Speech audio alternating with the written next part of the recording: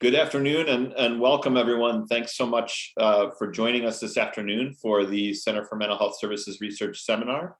My name is Byron Powell and I'm assistant professor at the Brown School and co-director of the Center for Mental Health Services Research. And we are very lucky today to have Gretchen Buchanan, who is one of our T32 postdoctoral fellows. Gretchen studies the implementation of social, emotional, and behavioral health services within the primary care medical setting. And she came to us from the University of Minnesota, where she received her PhD with a dissertation on integrated behavioral healthcare, which was completed in collaboration with a regional collaborative healthcare quality improvement organization.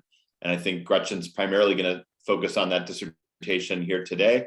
She's also going to share a bit more about some recently funded pilot work that she's leading through the NCI P50 at WashU.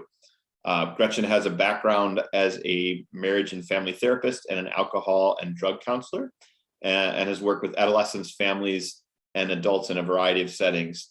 Through her clinical work, she's really developed a passion for addressing health disparities and increasing access to high quality, non-stigmatizing emotional and behavioral supports for parents and families.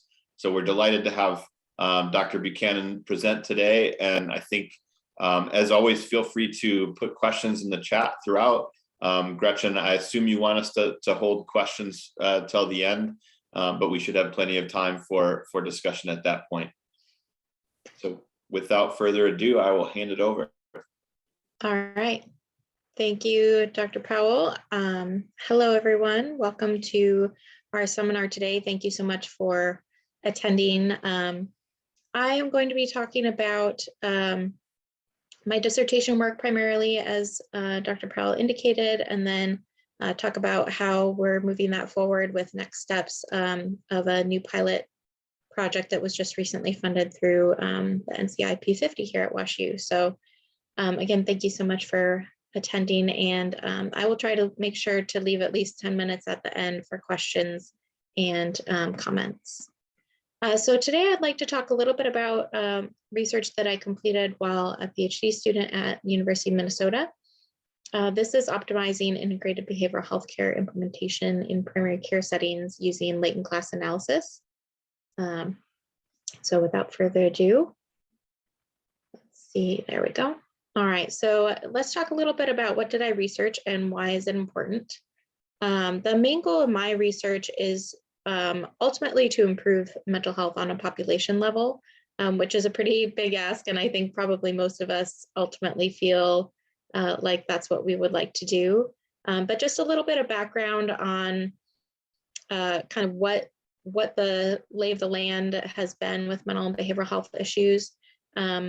A little snapshot here from SAMHSA. This demonstrates the increasing mental and behavioral health issues in the US regarding teenagers and depression, just as one example of the both the issues that teenagers are facing with regard to increasing depression, as well as the lack of treatment that are receiving. So in 2006, we had about 7.9 teenagers experiencing depressive episodes, with 3.1% of them receiving treatment. And then by 2018, we had almost double that number, and still only about 6% receiving treatment. So we have these pretty big gaps between those who are experiencing mental health issues and those who are receiving care.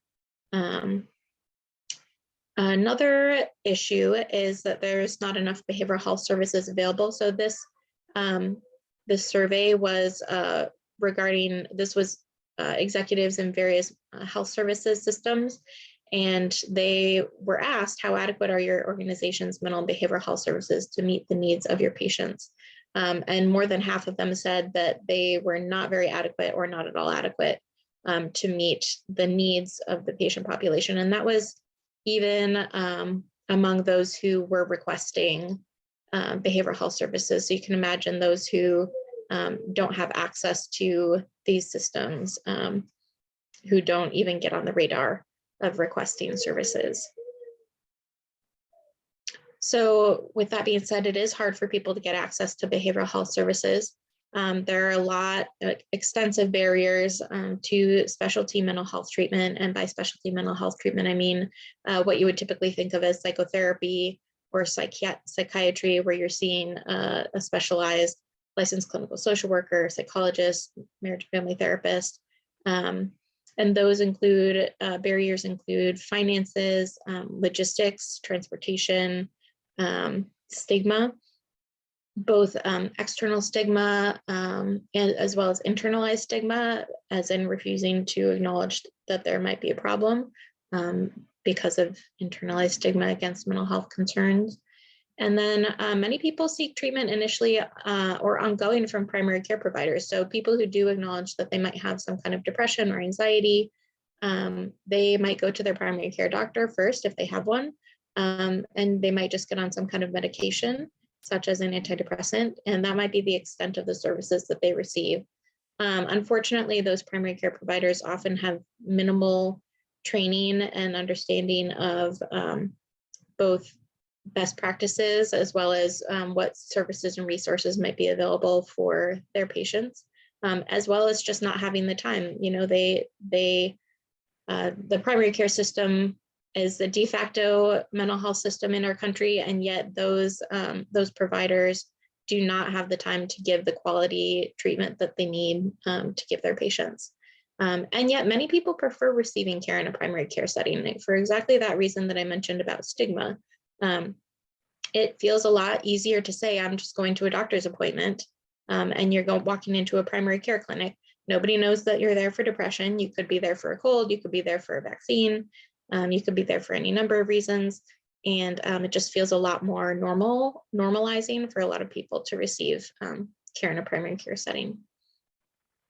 So with all of that being said, there's this gap in care. There's this increasing issue of needing mental health services that are not available. And then people also prefer to receive their treatment in primary care. There's integrated behavioral health has been around for quite a while. There's several models, several practice models. What I highlight here, and I believe you should be, if you would like my slides, you're certainly welcome to email me, or I can also make them available to Dr. Kvasa and Powell and Stacy, and they can send them out. This is the cross-model framework of integrated behavioral health. And I'm not going to go into detail about it. I'll just look at those top boxes, the blue and red boxes. There's 5 kind of main processes that are essential for integrated behavioral health to be effective. And that includes patient-centric care, treatment to target, the use of evidence-based treatments, conducting efficient team care, and population-based care. Oops. And then in the red box here, there's structures needed to support integrated behavioral health care. And you can see down in that gray box, there's 9 of those. And so Dr. Carrie Stevens at the University of Washington developed this framework. And it really kind of takes, the goal is for it to be cross-model, right? So there are several different models of integrated behavioral health. There's one called collaborative care. There's one called PCBH, or primary care behavioral health, and there's several others that are less well known. And the idea behind this framework is that if you are going to integrate behavioral health professionals into a primary care setting, these are the types of processes and these are the types of structures that you're going to need in order for that program to be successful, in order for it to be sustainable, and in order for it to be effective. So far, research, various researchers have looked at integrated behavioral health, or IBH, as I'll probably refer to it from here on out. They can improve mental health access. They can improve outcomes within services that are provided in the primary care setting by a behavioral health professional, such as a psychologist or licensed clinical social worker. They've shown to be able to have a significant impact on improving mental health. And then they're also able to target health behavior changes, which can lead to improved medical outcomes. So this is another unique feature of integrated behavioral health, whereas if you were seeing a specialty mental health provider, they might just focus on your mental health, but being integrated into a physical health environment leads many behavioral health professionals to also be recruited to assist the providers with these health behavior changes, and to kind of think of the person more holistically. So we don't just focus on the brain, we focus on the brain as a part of the body, and look at things such as improving diabetes, improving screenings for cancer, and for many, many other types of medical outcomes. We also know quite a bit about some implementation barriers and facilitators. There's quite a patchwork of financial sustainability. There's also fidelity issues. They can vary at the level of the provider. And then the implementation support can impact clinical outcomes. We know that this was just recently in 2020 out of University of Washington. They look kind of broadly at clinics that received some kind of implementation support versus those that hadn't, and found that those that had received implementation support had significantly better improvement in depression outcomes. And then integrated behavioral health can improve access to mental health services for underserved populations. There's some indication of that as well. Let's see, slide.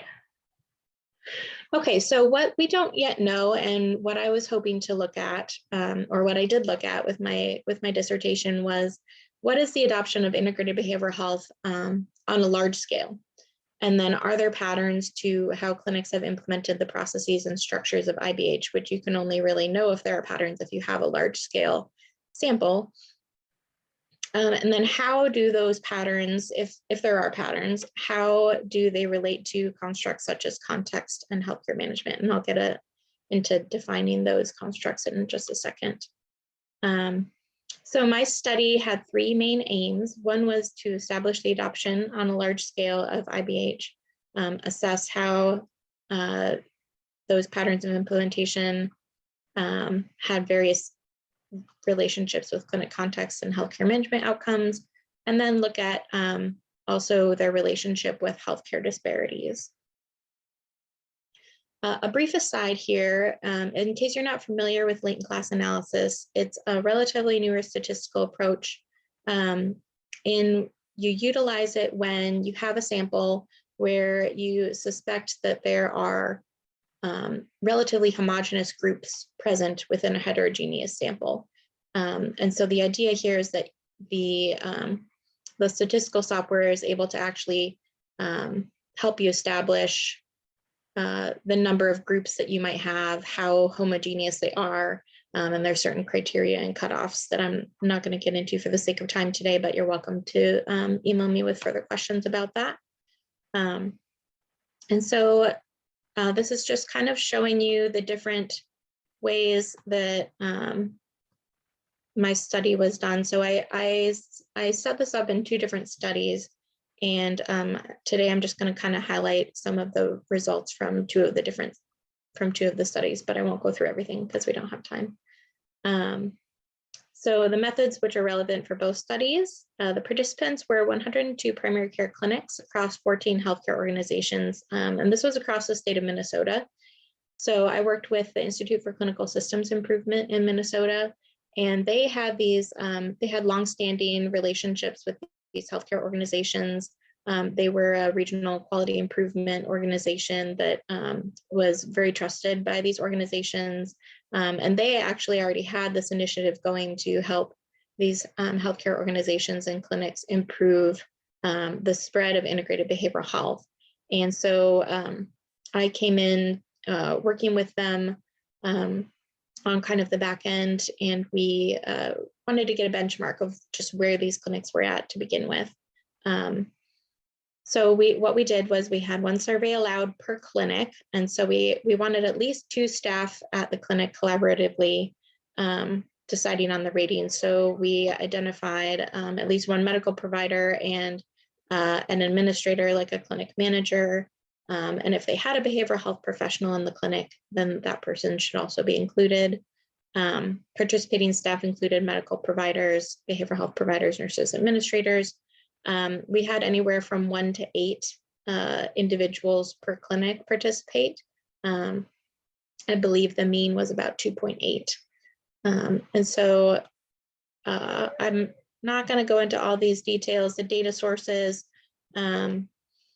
Essentially what we're looking at is integrated behavioral health kind of as the center. And then we looked at the predictor variables of race and ethnicity, rurality, and socioeconomic risk. And then we looked at the healthcare management outcomes, which included chronic disease management as kind of one bubble, and then depression, various aspects of depression as kind of another bubble. So we looked at both medical and mental health outcomes. And I'm gonna skip that. So so the study 1 is published. If you'd like to take a look at it, you're welcome to do so. I put the link there as well as the citation. The research questions that we aim to answer in study 1 included what patterns exist across this community sample of clinics, and then what is the association of various contextual factors. So we looked at clinic location, which is rurality, organization size. So those 102 clinics were nested within 14 different organizations, and those organizations were anywhere from smaller to quite large, anywhere from just a few clinics up to 50 or 60 clinics in an organization. We looked at practice size by the number of active patient population that the clinic reported, racial and ethnic makeup of the area, and then clinic level socioeconomic risk of the patients, which was reported to us by a third party contracted with the state of Minnesota. So just to kind of give you a lay of the land, with the 102 clinics, and remember we had those 5 blue boxes and the 1 red box, and the 1 red box had 9 different structures. The questionnaire that we had didn't include all of those. They included all 5 of the processes, but they only included 4 of those red structures. So you'll see here, let's see if I can, laser pointer. So we've got the 5 blue boxes are the first 5 boxes here. And then the 4 lower ones, the physical integration, organizational leadership, shared EMR, and funding integration are 4 of the structures. So the number of clinics that met the top criteria on our questionnaire, and that was, the questionnaire was kind of it was 1 through 10, but it was kind of grouped into 4 boxes. So this was the top box. So of 102 clinics, only 24 met the top criteria for patient-centered care. And then you can kind of see going down, the one that they performed the best on was population-based care. And then shared EMR was also pretty high up there. The ones that they were lowest on were patient-centered care and funding integration.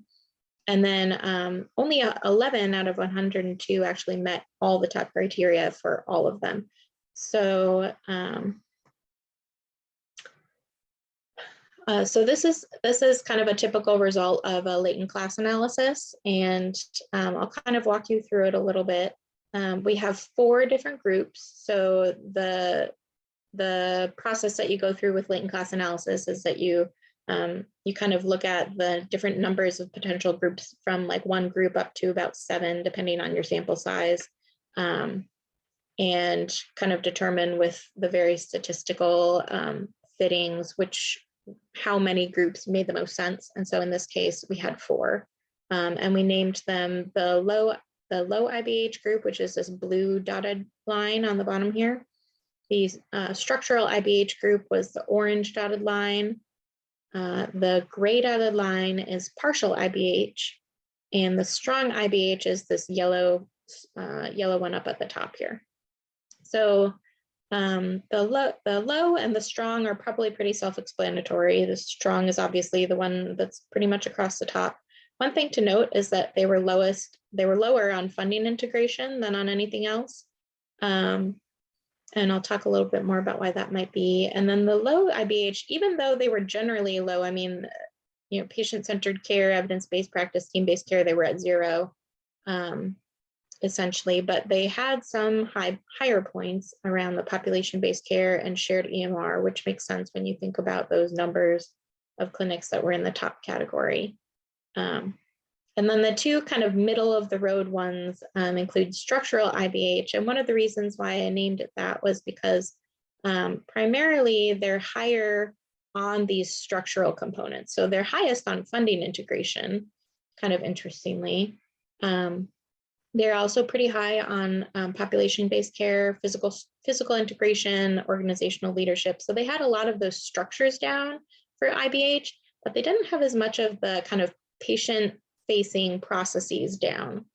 So that was why we called them structural IBH. And then we have this gray line here, which is the partial IBH. And they kind of had these 3 dots that they highlighted. So they did really well on population-based care. They did pretty well on shared EMR. And then they also did pretty decently on evidence-based practices.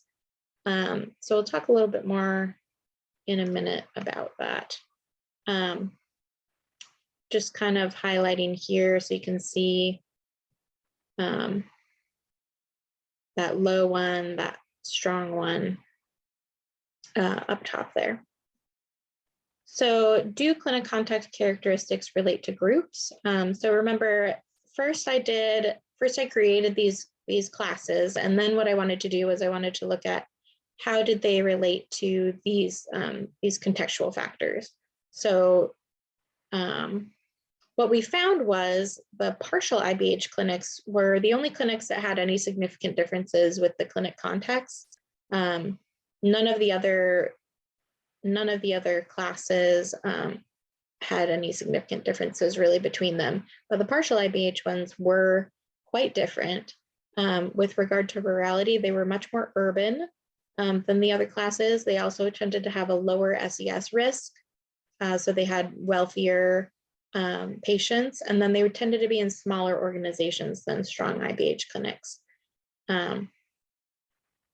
So urban, more wealthy, and in smaller organizations. Those were the partial IBH clinics compared to the other ones. So just kind of some key takeaways from study 1, brief discussion, and then I'll talk more fully at the end with a comprehensive discussion. There are common patterns of integrated behavioral health implementation in primary care clinics. So clinics vary in the way that they are able to implement IBH. The patterns may somewhat vary based on clinic context. And then implementation efforts, my perspective on this is that then implementation efforts should pay attention to the barriers and facilitators of the more granular principles and structures, rather than an overall yes or no implementation success of IBH. So this study was really the first of its kind to identify, to really look at, before this study, everybody just said, do you have integrated behavioral health or no? Yes or no, do you have it? And what this latent class analysis is showing is that you can't ask that question, really, because they yes and no all at the same time, right? So some of them are much better at some parts of it than others. And so we can start to look at those patterns, and we can start to say, okay, what is getting in the way of clinics being able to fully implement evidence-based practices, for example? What is getting in the way of them having patient-centered care? What is getting in the way of them having team-based care? These are really critical components for integrated behavioral health to be successful, and for clinics that have integrated behavioral health to be able to demonstrate improved outcomes. If they don't have these processes and these structures in place, they're not going to be able to realize the outcomes that they could otherwise realize. So study 2 then takes the latent class analysis that we already examined. So remember, we have the low, partial, structural, and strong IBH categories. And we have these classes here, those 4 classes, and then we looked at how it related to healthcare disparities.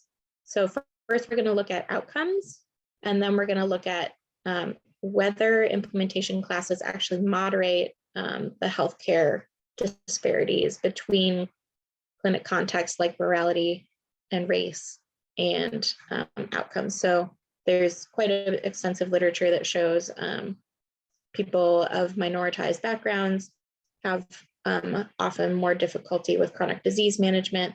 They have more difficulty with obtaining healthcare management like depression, treatment, and that kind of thing.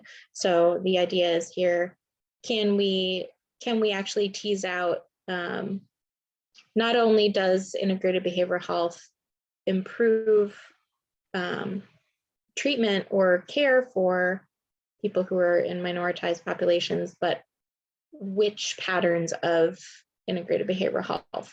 Is it do only strong, like do you have to have all of those in order to be able to maintain that, or do maybe some of the other patterns also have an impact? So those were kind of the questions that I was asking. Yeah, so here's the research questions. What is the direct relationship? So between IBH and healthcare management, what are the disparities? So first I had to establish what were the disparities in my sample, and then also how might those variations relate to the disparities. Again, this is all cross-sectional in case I didn't say that before. So we can't say causality. This is just looking at associations. So clinics average healthcare outcomes. This was just an interesting breakdown, I thought. Physical healthcare management outcomes, and again, this is diabetes, vascular disease, and asthma combined into a latent variable. And those were anywhere from 45 to 58%. So about 45 to 58% of the patients in these clinics had successful or well-managed diabetes, vascular disease, and asthma. 74% of the adults in these clinics had been screened for depression. 76 of adolescents had been screened. And that's actually a really high number, I'll just point out. Minnesota has, so one of the implementation outer setting components is that Minnesota has quite a few requirements for clinics to do things like screenings for adolescents. And so in other states, that 76% is much, much lower. It's somewhere between like the 10 to 50%. And then the adult depression follow-up was a dismal 11%. And that's for a lot of reasons. It's really hard for clinics to track unless they have a dedicated system. And one of the structures in that red box was registries and ways to be able to track patients. So if a clinic doesn't have that, it's really hard for them to make sure that they're following up with patients that they need to follow up with at the times they need to follow up with them in order to kind of continually re-administer PHQ-9s or whatever screening tools that they're using in order to assess depression. And then healthcare management outcomes were moderately to highly correlated, which means that if a clinic did well on one of these, they tended to do well on the other ones.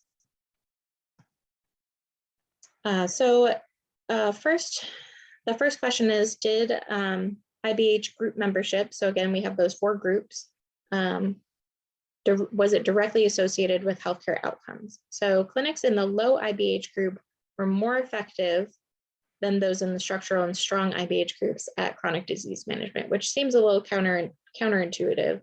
One of the reasons that might be, we'll get to that in just a second. So this is without any of the control variables. So that's kind of a key part of that.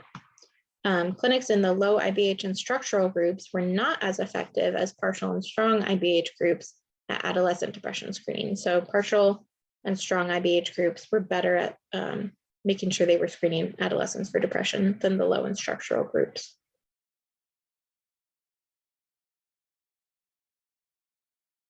And then in my data set, the healthcare management outcome disparities included mostly with regard to rurality and socioeconomic risk. There weren't overall any disparities in the race and ethnicity category. Once we drill down a little bit more, there are some disparities, but just on the face of it, it's mostly rurality, socioeconomic risk, and then smaller clinic size was one of them as well, just for adolescent depression screening.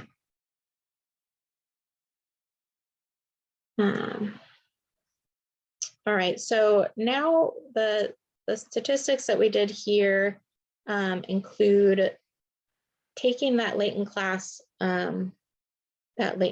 analysis, and then we're actually extending it with these other variables. So we're looking at the resulting groups, and then we're looking at relationships with these chronic disease management, depression variables, and that kind of thing. So these are just some of the highlights. As socioeconomic risk rises, chronic disease management quality decreases in all groups. So basically, the poorer you are, the harder it is to get good chronic disease management, which is not really a surprise to anyone, I would imagine.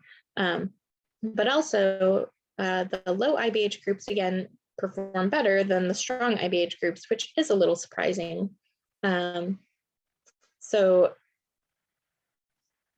one way to think about this is that the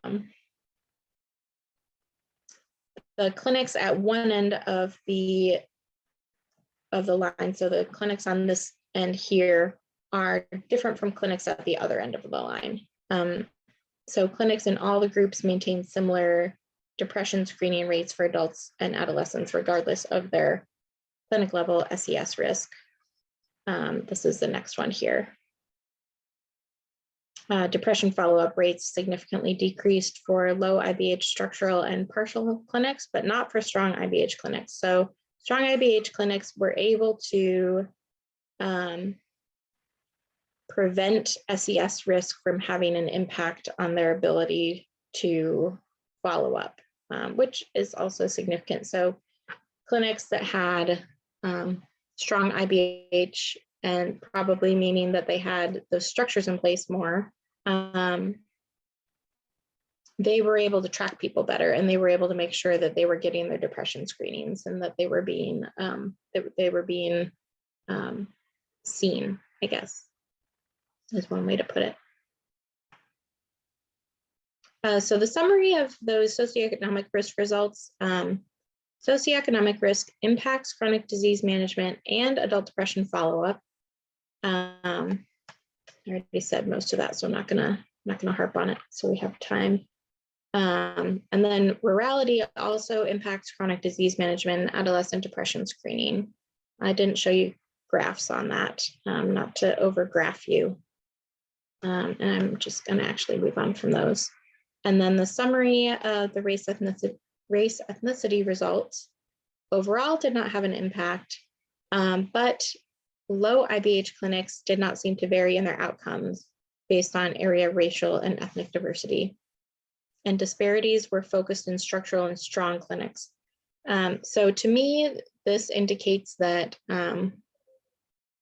clinics that had IBH were more effective for in white populations than they were in minoritized populations. And there are a lot of potential reasons for that we'll get into, mostly around, my hypothesis around that is that our system is set up to help white people more than people who are minoritized. So that's just one more example of that. That's a hypothesis though. So on both physical and mental health management outcomes, IBH appears to have a mixed effect, or alternatively is implemented in uneven ways that do not necessarily fulfill the promise of improved access for all patients. So essentially what I'm finding is that these IBH these IBH clinics, because they aren't reaching their potential of full implementation and fidelity to the framework, they're not achieving the outcomes that have been reported in other kind of more targeted studies. So a lot of studies have demonstrated really good results, really good clinical outcomes, really good healthcare management outcomes, but those studies tend to have a really strong kind of narrow focus. Those clinics are highly supported, and the clinics in my sample had a variety of supports or none at all. And so what I found was, without consistent support, we end up with uneven results, and we don't get then the clinical outcomes that we would like to see or that we would expect to see based on the IBH effectiveness research. Limitations, just briefly, it's cross-sectional data. Causality cannot be determined. The questionnaire was self-report, so it could have been affected by bias, and then knowledge of the larger context of the clinics was limited. So we didn't ask things like how long they had the IBH program. I know just anecdotally that some of the clinics had IBH for 20 or more years, and some of them still didn't have it. So I know it was a wide array, and that could have definitely played a role. So how does this research connect with the larger topic? I'd like to just layer the consolidated framework for implementation research onto this. And looking at the intervention level, 23% of the clinics were generally successful at implementing most of the IBH process and structures examined. So that was the strong IBH group. And then the full implementation of IBH, according to the cross-model framework, was difficult to achieve, as I mentioned before. On the individual level, so the consolidated framework for implementation research has the intervention, individual level, inner setting, outer setting, and process. So we'll go through those. So I didn't actually assess the individual level, but it is important for future research. There is a lot of studies already on the individual level of integrated behavioral health. So that was one of the reasons why I didn't go there. But some research has looked at fidelity. They've looked at fidelity for individual providers to the IBH principles, but they have not really looked at the barriers and facilitators of achieving that on the individual level. So most of the research on barriers and facilitators tends to be at the clinical level or above. Some factors I think that we need to consider are buy-in and motivation of the individual providers. Also things like cultural competency, implicit bias, and demographic diversity of providers.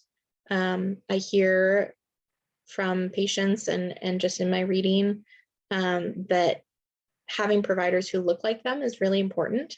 And in the medical community and behavioral health community, people of diverse backgrounds are underrepresented.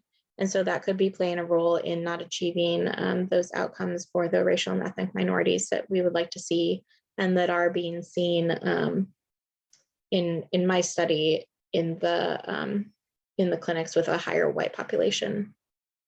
Then we also need to think about racism, structural racism in the healthcare system, and implicit bias. Those are all really important. And then also interactions between the individual level and the other levels. Clinic size and organization didn't seem to be significant in my research, but like I mentioned, we didn't ask for things like how long they had the program, and then readiness factors I think are also critical in terms of level of implementation success. Were they even ready to implement? Area, race, ethnicity, and rurality both had significant associations with healthcare management outcomes depending on the class. And so I would say other significant outer setting factors include social determinants of health, a larger culture of historical and structural racism, as I mentioned. So not only within the healthcare system, but also in our culture at large. And then, as I mentioned way at the beginning, the cultural stigma against mental illness, and how that plays out in patient-provider interactions, how that plays out in people's willingness to seek care or admit that they might have an issue on a screener, those types of things. We might be under, people might be underreporting. And then the policy and financing environment in which integrated behavioral health is being implemented has been improving over the last 10 years, but is still really complicated for a lot of clinics to be able to consistently just cover their costs in terms of having a behavioral health provider on staff.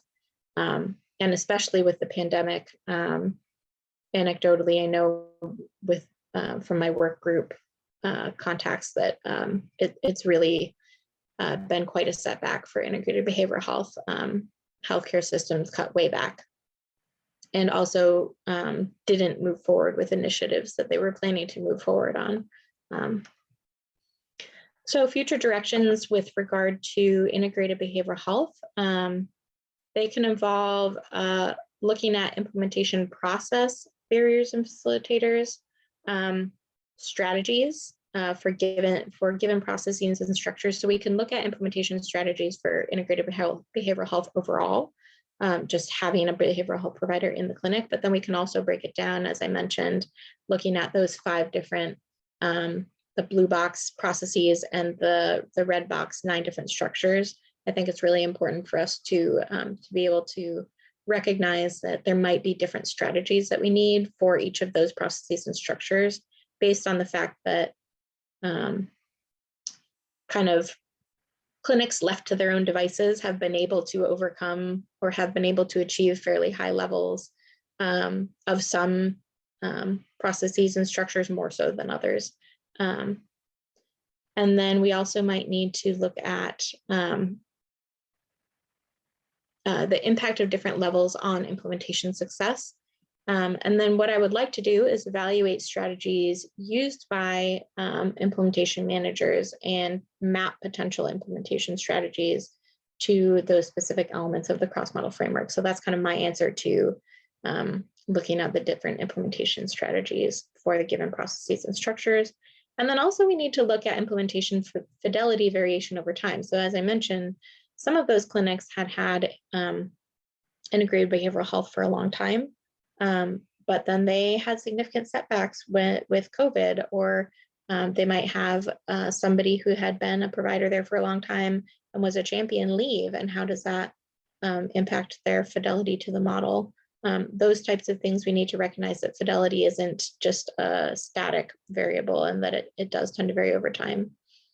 And then outside of integrated behavioral health, I'm also interested in not just integrating behavioral health professionals, people who have gone to school and been licensed, but also people like community health workers who can go out and make those connections with the patients, and other practice elements like implicit bias training for providers and staff. How can those maybe improve healthcare disparities? So Dr. Powell and I now have a 2-year pilot grant from the Implementation Center for Cancer Control at WashU, and we are looking at how and why clinics chose to integrate behavioral health, how successful they have been at doing so, and then how their behavioral health services may be related to cancer screening rates for adults with a diagnosed mental health condition. So in my first in my dissertation research, we looked at chronic disease management. In this one, we're going to be looking at cancer screening rates. This is going to be a different sample. It's going to be a different approach. We're going to kind of take a deep dive into 8 to 10 family medicine clinics. The first, so what I have been talking about was kind of this big overview, kind of 50,000 feet view of these clinics. And now we're going to actually really take a deep dive using rapid ethnography. We're going to do site visits and observations, interviews, surveys, and really kind of get a comprehensive profile of each of these clinics. all of the clinics that we are studying are going to have integrated behavioral health professionals. And what we want to do is really look at these clinics have not had any formal implementation support, and yet they've been able to successfully have a behavioral health professional on staff. How did they do it? Why? And then how successful have they been? Again, we're going to kind of go back to that cross-model framework and look at each of the processes and structures. How successful have they been at it? And then how might those relate to cancer screening rates, and if they've been able to really support patients that have a mental health concern. So patients with mental health concerns, just kind of as an aside and a background, have many up to sometimes a 20-year difference in their lifespan than people who don't have a mental health concern.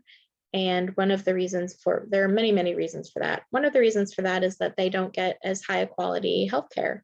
And so we're looking to kind of close some of those gaps, at least with cancer screening, and see if we can get people who have a mental health condition to have more consistent cancer screening at the times that they're supposed to have it.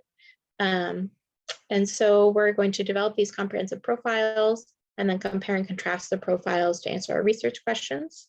Once we have the results of this study, we would like to go to a prospective trial of implementation strategies. And so I'll be eventually applying for pilot funding for a trial for these implementation strategies that I find in this to see if we can actually scale this up.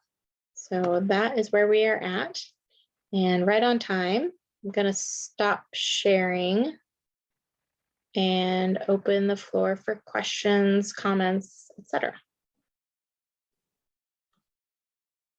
Thank you so much for sharing your work, Gretchen. That was great. Folks, feel free to put questions in the chat, or just also feel free to just pipe in.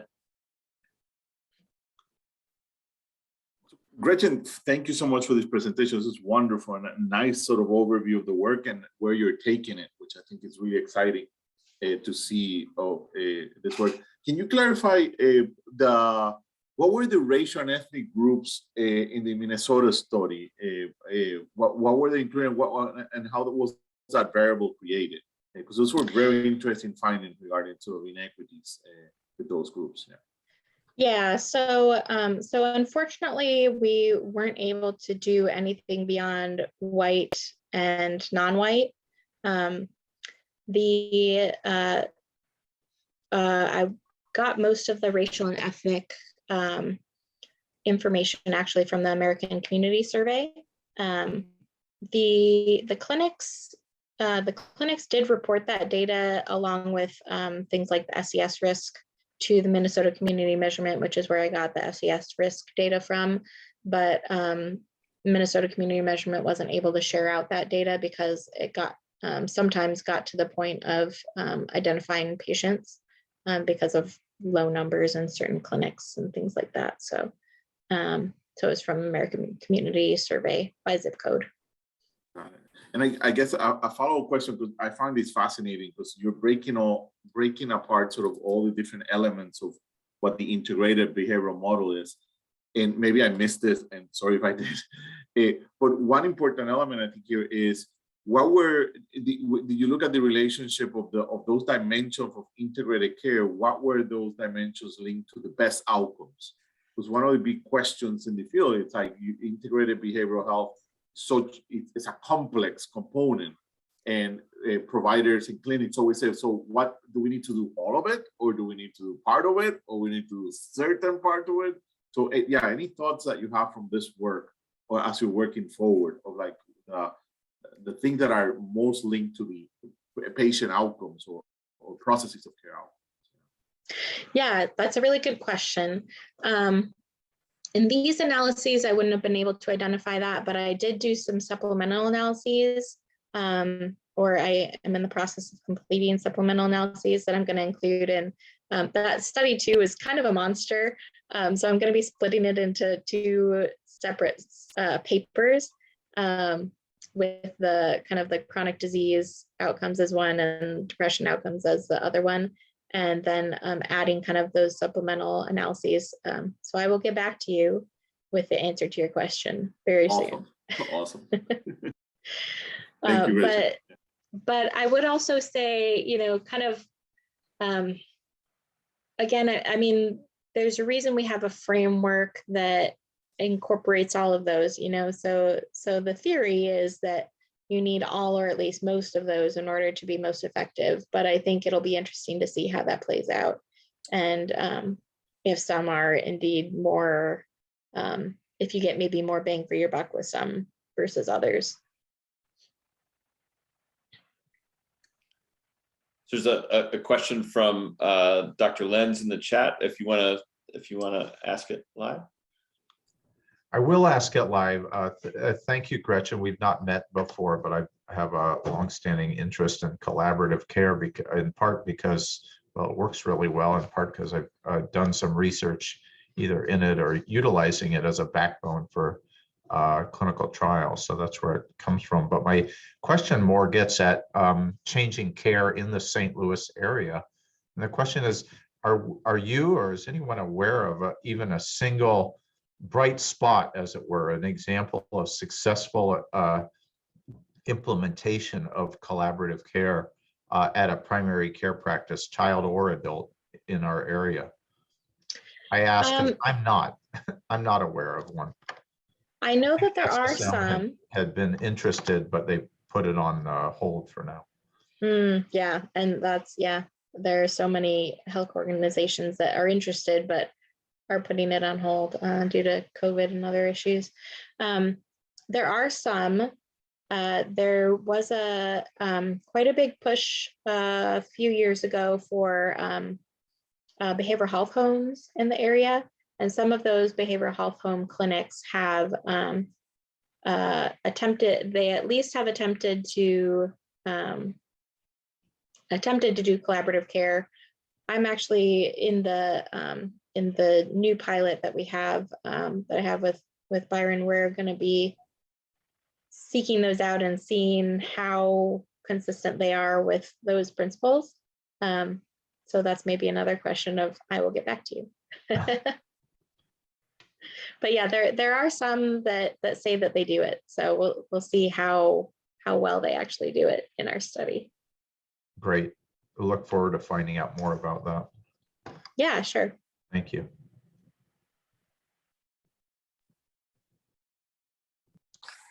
Hi, Gretchen. Sorry. Go ahead, Michael. Thanks for sharing this important study. I think the findings are fascinating. I just had a couple of questions about the first study. If I'm correctly understanding, you have 102 primary care clinics that was nested within 14 healthcare organizations. Mm-hmm. And I'm curious whether there are any systematic differences or similarities across these 14 healthcare organizations. I'm just curious how you try to address the multi-level structures when conducting latent profile analysis. Yeah, so I used M+ for the analysis, and it has a feature called Complex, which manages your standard errors when you're dealing with nested data. So that was how I managed the nested data component of it. I did look across the healthcare organizations to see if there were differences. And it's kind of hard because it was really inconsistent. I mean, some of the healthcare organizations provided me with 30 clinics, and some provided me with 1. So it was a little hard to see if there were really any differences between them. I didn't find any, I think, except for rurality. There tended to be differences in rurality because some of the health organizations are kind of almost exclusively rural, and then some are almost exclusively urban. But in terms of healthcare management outcomes, like the chronic disease and depression. There were some like small statistical differences, but I didn't really spend too much time focusing on that because it was also, you know, like I said, like some clinic, like 2 systems might have 20 clinics, and one system gave me all 20 clinics and one system only gave me 2. And so those other 18 clinics in that system might have had really different results compared to the 2 that presented to me, or they might have been consistent. I don't know. Thanks for sharing. Yeah. So maybe we're coming up to the top of the hour, but maybe one more question if there are any other questions out there.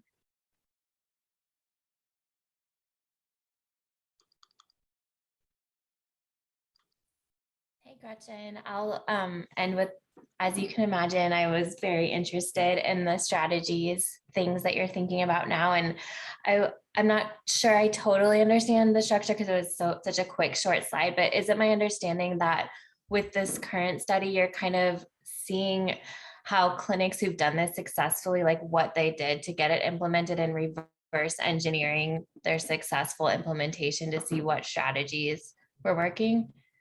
Yeah, so it's going to be retrospective, and that's we're going to be looking at, you know, documentation from their implementation time, and doing interviews with the people who work in the clinics who were there during the time and were instrumental in the implementation, to try to get at what the strategies were, and then we'll map those out along with everything else, and then those will inform that prospective pilot trial, which can then inform like So what I was curious about is, since you mentioned that these clinics were likely making some decisions without implementation supports, and I'm curious like how that will be operationalized, but how will you get at the decision making that went behind these? Like how much were these like thoughtfully matched with specific determinants or like done in a purposeful way versus how much were these strategies selected because of specific environmental things that were going on, or just like in the moment decisions to kind of survive and keep it going? So how do you get at the decision making to inform the more prospective selection in the next step? Yeah, I mean, I think those will definitely be questions that we're asking in the interviews and that we'll be looking for in the documentation. One of the reasons why we're trying to only look at clinics that didn't have formal implementation support is because of the generalizability of it.